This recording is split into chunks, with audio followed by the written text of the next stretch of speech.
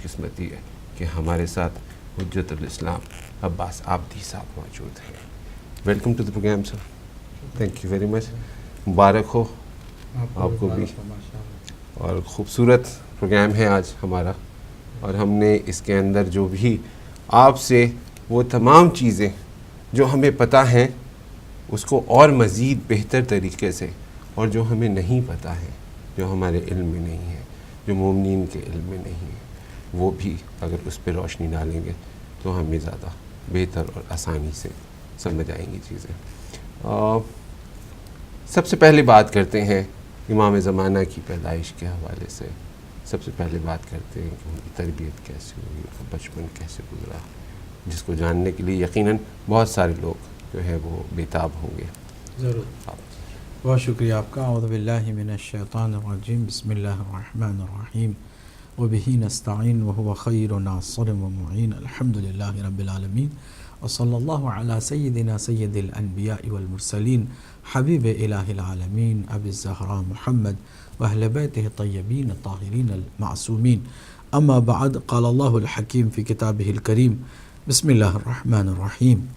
بقیت اللہ خیر لکم ان کنتم مؤمنین. صدق اللہ العلی العظیم. سب سے پہلے کاظم بھائی آپ کی خدمت میں اور ہمارے تمام ناظرین و ناظرات کی خدمت میں سلام محبت و عقیدت پیش کرتے ہیں, اور آج کی مناسبت پر ہدیہ تبریک و تہنیت بھی پیش کرتے ہیں کہ آج کے دن 15 شعبان المعظم سن 255 ہجری کو سامارا نامی شہر میں کائنات کو روشن کرنے والا روح کائنات جلوہ افروز ہوا, جسے ہم امام مہدی کے نام سے جانتے ہیں. امام مہدی رسول اکرم صلی اللہ علیہ وآلہ وسلم کے ان 12 خلفائے راشدین المہدیین کے آخری خلیفہ راشدہ ہیں. اللہ کے نبی نے فرمایا تھا کہ میرے بعد 12 خلفائے راشدین المہدیین ہوں گے جن کی اطاعت تمہیں کرنی ہوگی. اللہ نے بھی حکم اطاعت کا دیا تھا اپنے رسول کی اور صاحبان امر کی. یا ایھا الذین آمنوا اطیعوا اللہ واطیعوا الرسول واولی الامر منکم. وہ صاحبان امر رسول اکرم کے جانشین ہیں, وہ وارثان دین محمد مصطفیٰ صلی اللہ علیہ وآلہ وسلم. ان کی تعداد 12 ہے. ہمارے بچوں کو ان کے نام یاد ہیں, ان کی کنیت معلوم ہے, ان سب کا شجرہ معلوم ہے, حسب نسب سے سارے واقف ہیں کہ پہلا اس رسول اکرم کے 12 خلفاء راشدین المہدیین میں نام آتا ہے مولا کائنات علی بن ابی طالب علیہ السلام کا, اور آخری جو خلیفہ راشدہ ہیں اللہ کی حجت روئے زمین پر کہ جن کی وجہ سے زمین سے دانہ اگتا ہے, آسمان سے بارش نازل ہوتی ہے, جن کی وجہ سے دنیا میں زندگی ہے, یہ حرکت, یہ رونق, یہ زرق و برق, یہ ساری چیزیں, یہ ساری روشنیاں آپ کے وجود مبارک سے ہیں کہ آپ امام مہدی علیہ السلام ہیں.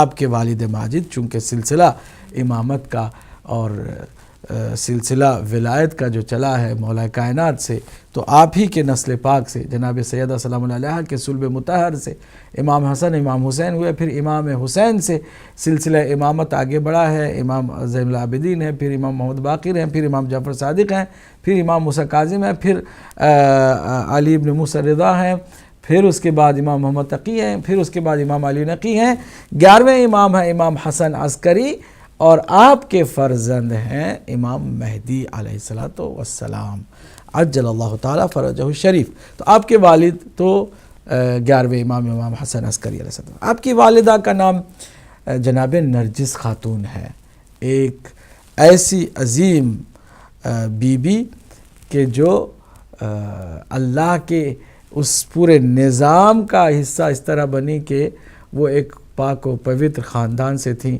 مسیحیت کا جس کے ساتھ تعلق تھا, اور روم کے بادشاہ کی یہ شہزادی تھیں, لیکن ان کو خواب میں رسول اکرم نے اور حضرت عیسیٰ علیہ السلام نے آ کے ان کا عقد کر دیا حسن عسکری علیہ السلام سے, اور اس وقت سے وہ بے چین تھیں اور بہت سارے رشتے آتے رہے, اور اس نے ٹھکرانا شروع کر دیا, یہاں تک کہ اسی خواب سے جو گائیڈنس انہیں ملی وہ مدینے پہنچی, اور اس طرح امام حسن عسکری علیہ السلام کے ساتھ ان کا عقد ہوا اور پھر امام مہدی علیہ السلام دنیا میں تشریف لائے۔ ناظرین ناظرات، جمعہ کا دن تھا، اسی لیے جمعہ کے دن کو ہم سید الایام کہتے ہیں کہ دنوں میں سب سے بڑا اور آقا اور سید جو دن ہے وہ جمعہ کا دن ہے۔ جمعہ کی سحر کا دن تھا، سحر کا وقت تھا، اور تاریخ تھی 15 شعبان المعظم، اور سال تھا سن 255 ہجری، اور آپ کی تربیت، ظاہر سی بات ہے آپ ایک نورانی شخصیت ہیں، اللہ کی حجت ہیں، اور مولا امام حسن عسکری علیہ السلام ہی کے زیر کفالت آپ رہے اپنے والد ماجد کے ساتھ۔ 5 سال تک آپ نے زندگی سائے پر لطف پدری میں رہے۔ اس کے بعد سن 260 ہجری کو امام حسن عسکری علیہ السلام کو زہر دغا سے شہید کر دیا جاتا ہے۔ تو جب پہلی مرتبہ منظر عام میں امام جو تشریف لائے، جبکہ آپ کی عمر صرف 5 سال کی تھی، جب امام حسن عسکری علیہ السلام کا جنازہ تیار تھا، مجمع بہت زیادہ سامرا میں جمع ہو چکا تھا، منافق، دوست، دشمن سارے اکٹھا تھے۔ ایسے میں امام حسن عسکری کے ایک بھائی تھے جو کہ امام مہدی کے چچا ہوتے ہیں، جن کا نام جعفر ہے۔ انہوں نے اپنے بھائی کی نماز جنازہ پڑھنے کی نیت سے آگے آ کے کھڑے ہوئے اور دعویٰ کیا کہ میرا نام جعفر ہے اور میں امام حسن عسکری کا بھائی ہوں، اور میں اب بعد میں امامت جو ہے وہ ساری کروں گا۔ تو جب وہ کھڑے ہوئے تو مجمع سارا صف آراستہ ہوا کہ ابھی نماز شروع ہونے کو ہے کہ اچانک ایک 5 سالہ نور کا ٹکڑا نمودار ہوا اور آواز لگائی، چچا جان آپ پیچھے ہٹیے، آپ جعفر کاذب ہیں، آپ سچے نہیں ہیں، میں وارث ابھی موجود ہوں۔ یہ کہہ کے نکلے ہیں تو صفوں کو چیرتے ہوئے آپ جب گزرے ہیں، لوگوں نے خود بخود حیرت سے جگہ دینا شروع کر دیا، اور صفوں کو چیرتے ہوئے سیدھے آپ اپنے والد ماجد کے جنازے تک پہنچے اور آپ نے تکبیر بلند کی۔ یہ وہ وقت تھا کہ جس وقت سب نے آپ کے وجود مبارک کو دیکھا، فوراً بنو امیہ کے، بنو عباسیہ کے جو جتنے بھی لشکر کے لوگ تھے، انہوں نے کہا اب جاؤ اس بچے کو جلدی تلاش کرو، نماز کے بعد ہم چاہتے ہیں کہ اس کو قتل کر دیں، اس لیے کہ ہم وہ کام نہیں کرنا چاہتے، وہ غلطی نہیں کرنا چاہتے جو فرعون نے کی تھی کہ موسیٰ کو پیدا ہونے کے بعد اس نے جو ہے نا اپنے گھر میں ہی پال رکھا تاکہ اس کا بیڑا غرق کرے۔ ہم ایسے فخر موسیٰ کو جینے ہی نہیں دیں گے، ہم ختم کر دیں گے، جب ہمیں پتہ چل گیا کہ یہی مہدی ہیں تو ہم مار دیں گے۔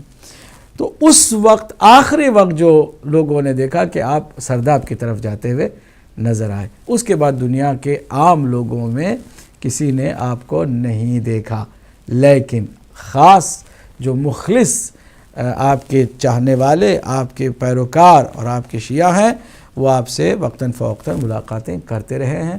خاص کر کے آپ نے ایک ایک کر کے نائب مقرر کیے تھے، 4 آپ کے نائب تھے جن کو نائبین خاص کہا جاتا ہے، نواب اربعہ۔ یہ 260 ہجری سے والد ماجد کی شہادت کے بعد سے لے کے 329 ہجری تک تقریباً 69 ایئرز کا عرصہ ہے کہ یہ غیبت صغریٰ کا عرصہ ہے، کہ اس غیبت صغریٰ میں لوگوں سے کانٹیکٹ ہوتا تھا۔ میڈیٹر کون تھے؟ وہ جو نائب خاص تھے، ایک کے بعد دیگری۔ آخری 329 ہجری میں جب آخری نائب کی وفات ہوئی ہے تو پھر اس نائب خاص کی وفات کے بعد آپ نے علی بن محمد سمری جو چوتھے نائب خاص تھے، ان کو خود ان کی موت کی خبر سنا کے تعزیت دی کہ میں تعزیت پیش کرتا ہوں، پرسہ قبول کرو تمہاری اپنی موت کا کہ تم فلاں وقت میں انتقال کرنے والے ہو، اب تمہارے بعد ہم کسی ایک کو خاص نائب کے طور پر مقرر نہیں کریں گے، بلکہ شیعوں میں سے کہ جو عالم مجتہد فاضل ہو اور جامع شرائط ہو، تمام شرائط کو اس کے اندر امام نے بیان کیا کہ جو ہوگا مرجع مجتہد اس کی لوگ تقلید کریں جب تک کہ اللہ کا حکم نہ ہو، میں ظہور نہ کروں۔ اب اس 329 ہجری سے لے کے آج تک جو غیبت ہے، اس کو غیبت کبریٰ کہا جاتا ہے کہ لمبی غیبت ہے، اور اس میں جو خاص لوگ ہیں وہی امام مہدی علیہ الصلوۃ والسلام سے ملاقات کے قابل ہوتے ہیں اور وہی مل سکتے ہیں، ہر کوئی آپ سے ملاقات نہیں کر سکتا ہے۔ جی اب آپ اس میں مزید سوالات نکالیں تو ہم اس کے بعد ہم لوگوں سے بھی سوالات لیں۔ جس خوبصورتی سے، جس طریقے سے آپ نے یہ تفصیل بیان کی ہے، یہ یقین مانے کہ 100 کتابیں پڑھنے کے بعد بھی اتنی آسانی سے جو آپ نے سمو دیا اس کو، تمام باتوں کو، اور جس طریقے سے آپ نے عالم غیبت کا بتایا، ان کا 5 سال کی عمر میں ہی وہ غیبت صغریٰ میں چلے گئے تھے، اور اس کے بعد جو ہے وہ 255 ہجری سے لے کے 262 ہجری میں 255 سے 260 ہجری تک آپ اپنے والد ماجد کے ساتھ خفیہ زندگی گزر کر رہے تھے کہ آپ 5 سال کی عمر ہوئی، تو پھر آپ کے والد ماجد کی شہادت کے بعد امام حسن عسکری علیہ السلام کی شہادت 260 ہجری میں ہوئی 8 ربیع الاول کو۔ وہاں سے لے کے اب وہ 329 تک یہ غیبت صغریٰ کا دور ہے، 329 سے لے کے اب تک غیبت کبریٰ کا دور ان کا شروع ہو گیا۔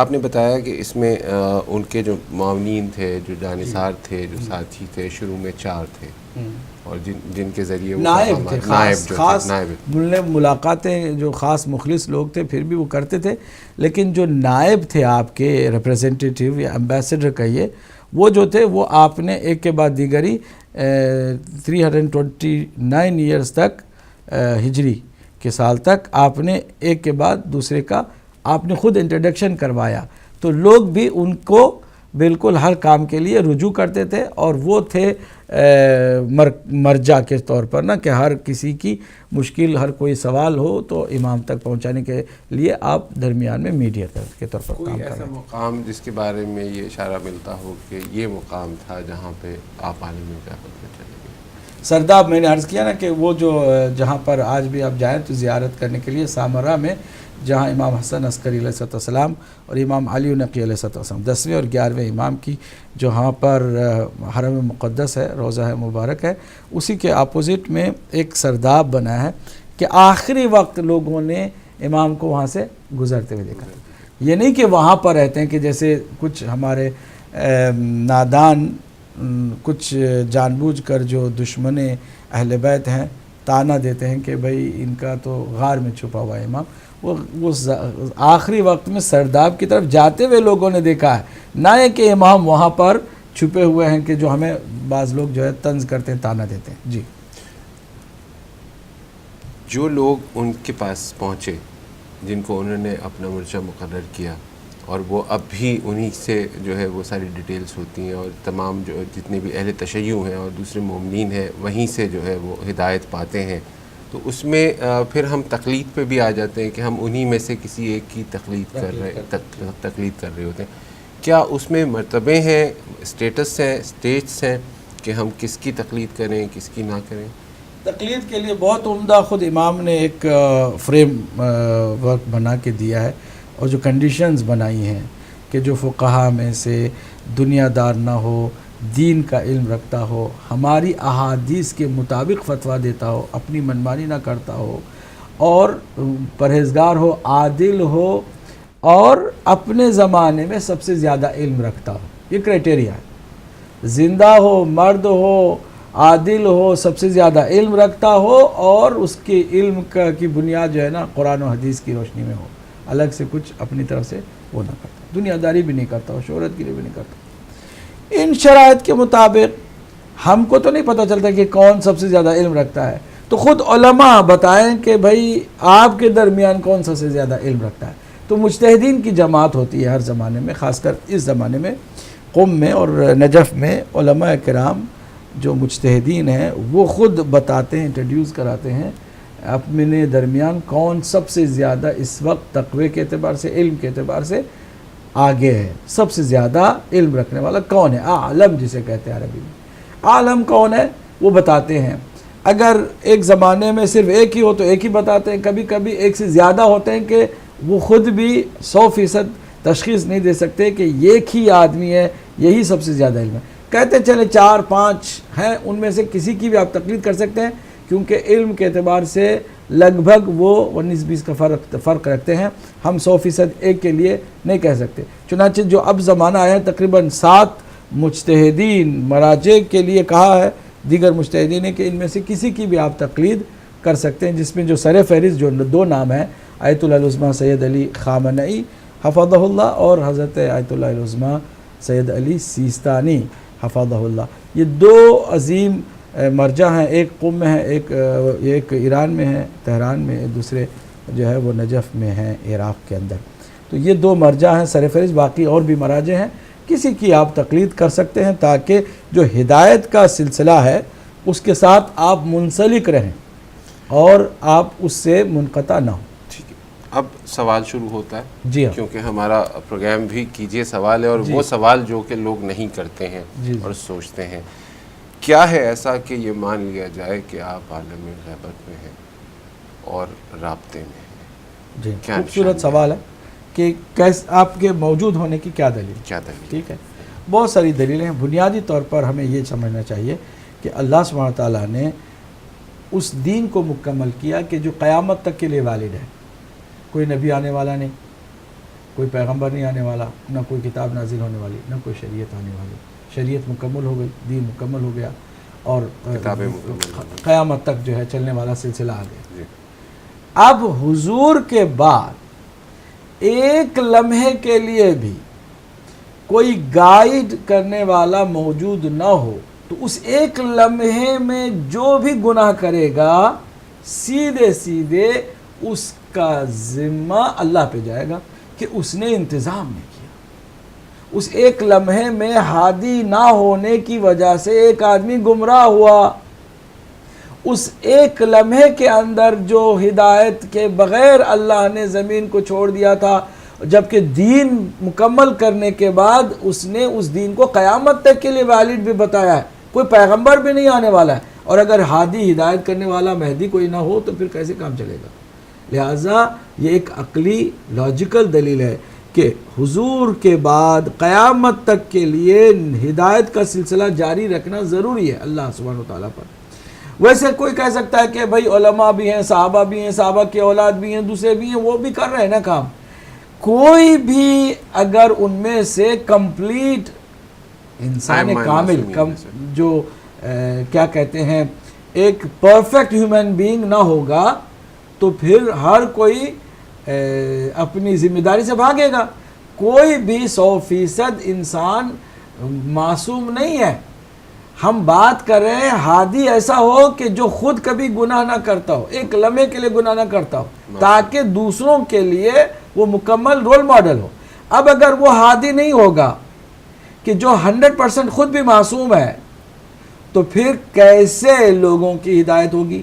اور اگر کسی زمانے میں لوگ گمراہ ہوئے ان کے پاس ایکسکیوز ہوگا. قیامت کے دن کہہ سکیں گے پروردگار دین تو مکمل تو نے کر دیا، تو نے لوگوں کو بھی کہہ دیا کہ تم ایک دوسرے کی جو ہے امر بالمعروف کرو نہیں امر کرو، لیکن کوئی میرے پاس رول ماڈل جو 100% معصوم ہو میرے زمانے میں نہیں تھا، لہٰذا میں گمراہ ہو گیا. اگر ہوتا اور پھر یہ عجیب بات ہے کہ گمراہ کرنے والا شیطان تو موجود ہے، اس کی ہم غیبت کو بھی مانتے ہیں، وہ ہمیں نظر بھی نہیں آتا لیکن ہم اس کو مانتے ہیں. چلے وہ نظر اس لیے نہیں آتا کہ وہ جنوں میں سے ہے، جنوں میں سے، انسانوں میں سے تو نہیں ہے، لیکن شیطان ہے یہ مانتے ہیں نا، بغیر دیکھے مانتے ہیں. تو جب گمراہ کرنے والے کے وجود کو مانتے ہیں تو کوئی ایک پرفیکٹ ہدایت دینے والے کے وجود کو کیوں نہیں مانتے؟ اس کے لیے ہم دلیلیں کیوں ڈھونڈتے ہیں؟ بہت ساری. ایک یہ ہو گئی حدیث سے دلیل دیتے. رسول اکرم نے فرمایا انی تارکم فیکم ثقلا کتاب اللہ و عترتی و اہل بیتی وما ان تمسکتم بہما لن تضلوا من. اب اس کے بعد والا جو بہت اہم جملہ ہے، بہت فإنہما لن یفترقا حتی یرد علی الحوض. فرمایا کہ میں قرآن و اہل بیت کو تمہارے درمیان چھوڑے جا رہا ہوں تاکہ تم گمراہ نہ ہو، ان کے ساتھ تم تمسک رکھو، قرآن اور اہل بیت. ان دونوں میں کبھی بھی جدائی نہیں ہوگی یہاں تک کہ دونوں حوض کوثر تک مجھے ملنے کے لیے آئیں گے. سوال یہ ہے کہ قرآن ہے پھر اہل بیت کہاں ہیں؟ کیونکہ جدا نہیں ہونے والے. حضور فرمائے ایک لمحے کے لیے بھی جدا نہیں ہونے والے. جب قرآن کا وجود مانتے ہو، حضور کی حدیث ہے اور یہ بھی مسلم حدیث ہے. مزیدار بات یہ ہے کہ حتیٰ جو سلفی وہابی ہے انہوں نے بھی اس حدیث کی سند کو مانا ہے کہ یہ حدیث سند کے اعتبار سے بالکل صحیح ہے. تو پھر جب مستند حدیث ہے فریقین کے نزدیک سب کی کتابوں میں موجود ہے تو پھر آپ مجھے بتائیں کہ قرآن اور اہل بیت میں جدائی نہیں ہو سکتی؟ قرآن ہوگا تو ضرور اس کا جو وارث ہے اہل بیت میں سے وہ بھی ہوگا. اگر امام مہدی کے وجود کو آپ نہیں مانتے ہیں تو پھر وہ وارث کہاں سے آپ لے کے آئیں گے جو قرآن کی برابری کرے؟ یہ نہیں کہ ایسے ہی کوئی چند کتابیں پڑھ کے مولوی بن جائے اور وہ پیر بن جائے، وہ عامل بن جائے اور پتہ نہیں کیا بن جائے، ملا بن جائے، مفتی بن جائے. ایسا نہیں ہے.